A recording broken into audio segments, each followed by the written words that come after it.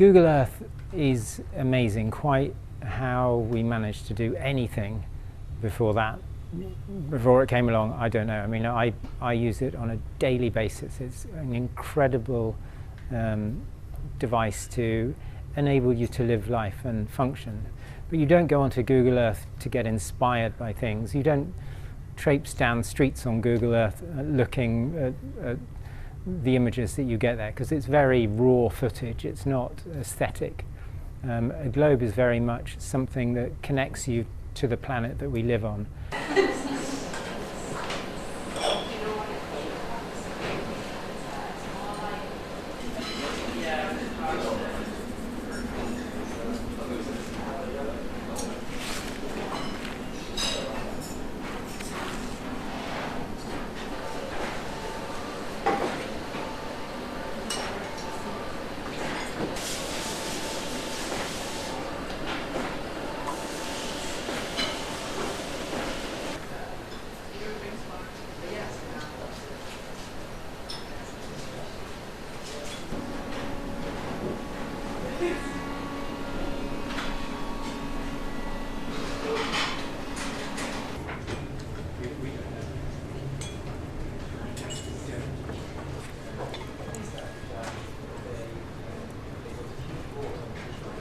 Every country has a different viewpoint on the world, so cartography is very much a nationalistic thing. It's not, the UN is most certainly not the overarching governing body of what countries exist in the world.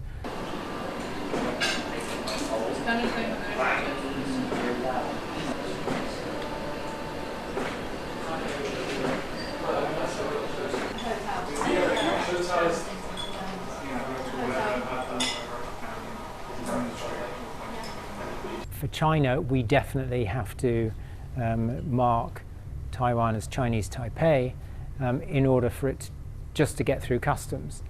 In other territories, in India, I can go to prison for 6 months if we don't depict the border between India and Pakistan as the Delhi government want us to. So we have to get things like that right.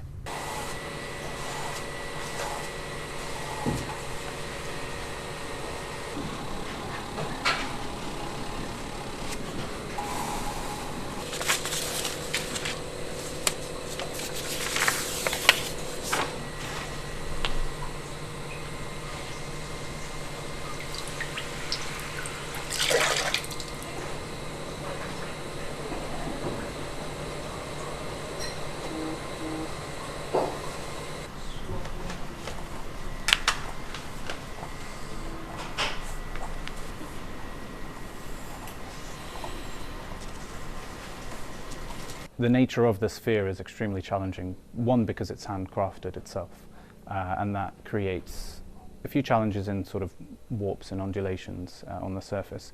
And so when you've got lines, such as the latitudes, to think about and aligning countries and text, that adds a whole new concept of complexity, whereas with wallpapering, you've got that flat surface where you're aligning almost pretty much bang on every time.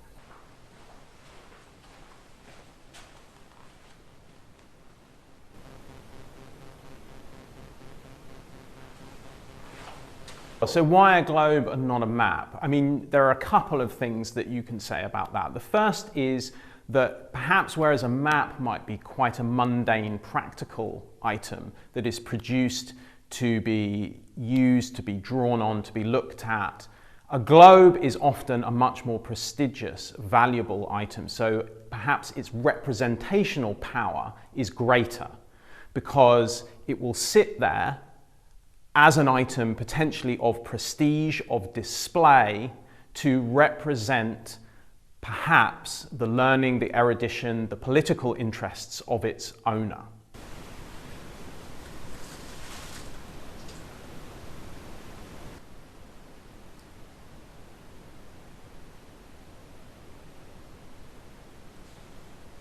Perhaps sadly, I think globe usage probably is declining, perhaps particularly in the school setting where digital technologies are taking over and are perhaps more affordable, they're more accessible, that's a good thing. But globes themselves, we see, I think, fewer and fewer of them in school spaces.